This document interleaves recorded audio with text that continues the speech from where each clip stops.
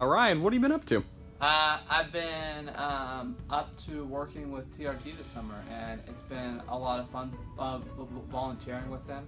I just finished my junior year at A&M, and so being able to work here this summer and volunteer has been a lot of fun. It's the best feeling because you get to look at this house and you get to see what you did and how you completed it, and you get to see the people that live there go in and see this beautiful house that you built for them. And seeing something like that was cool. Talking with a lot of the families, hearing their stories, and just seeing how we impacted their lives through,